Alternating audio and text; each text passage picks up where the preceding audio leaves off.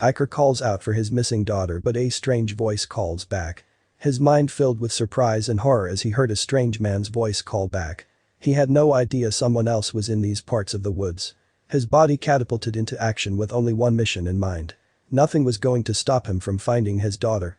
As he ran and shouted for her, this strange man's voice kept answering back. His blood began to run cold. It started out like any other Saturday hike for John Utzi and his two kids, David and Brittany. John was a military man and loved to teach his kids some basic survival skills. He also loved to get them outdoors and exercising. His son, David, was 10, and his older sister, Brittany, was 12. They were both eager to make their dad proud by showing him how capable they were.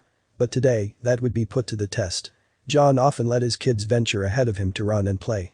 He trusted their hiking sensibilities and knew they'd have good footing if they ever came across dangerous terrain. But the terrain was the last thing John should be worrying about. They were about an hour into their hike when things started to take a deadly and terrifying turn. Hiking was a way for John to relax and let his mind wander and get lost in the beautiful scenery and nature that surrounded him. While he listened to his children's laughter up ahead, he began to zone out.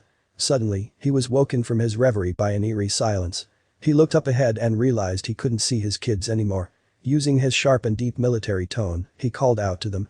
He listened, expecting a reply, but he heard none. Now, panic began to set in. They'd usually always call back. He raced ahead, continually shouting their names into the wooded mountain range. But just before he could imagine the worst, he sees his son come out from a forested corner. John inhales, breathing a wash of intense relief he hadn't felt in a while. But it wasn't all as it seemed. David ran up to him. But once John looked at him, he knew something was wrong. He looked just as relieved to see him. "What's wrong?" he asked. "Where's your sister?" He frantically looked around them. "I don't know," he replied. "I can't find her." John's stomach dropped as his blood ran cold. This woodland was huge. Not to mention, bears and cougars inhabited this land. But that wasn't all that lived here. Something far more dangerous lingered just around the corner. John grabbed his son and told him to stay by his side as they continued upwards. His shouts bellowed throughout the forest like the sound of thunder. He shouted for what seemed like forever but then froze. His feet glued to the ground as he heard a voice shout back. But the voice he heard wasn't his young daughter's. No, the voice he heard sent a terrifying chill down his spine. John brought his kids on a trail less traveled on this mountain, and he saw no parked cars of any other hikers out today when he pulled into the mountain's starting point. His mind raced as he chastised himself for being too careless. John heard a man's voice call back. He had no idea someone else was in these woods. His sudden presence spooked him, especially as his daughter was still missing. After his initial shock, John's body catapulted into action. He told his son to stare right there as he charged towards the strange man's voice. It sounded close. As he continued to shout for his daughter, this strange voice kept answering back. John couldn't keep his mind from panicking about what the hell was going on. Why wasn't she answering back? He was close now, he could feel it.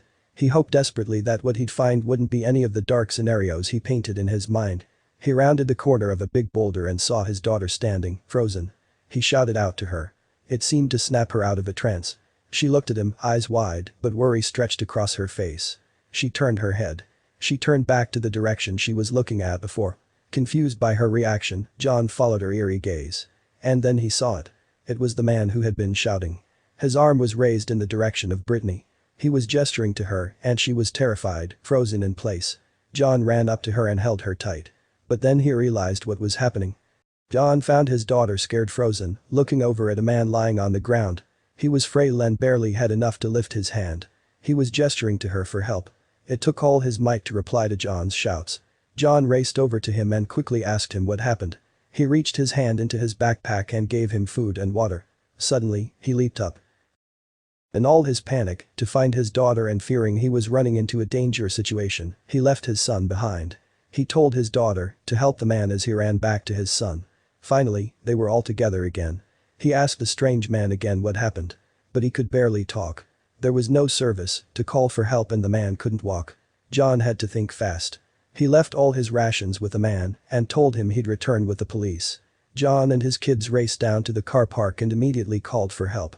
Moments later, cops and an ambulance arrived and safely rescued the injured hiker. But what happened to him? And who was this strange hiker?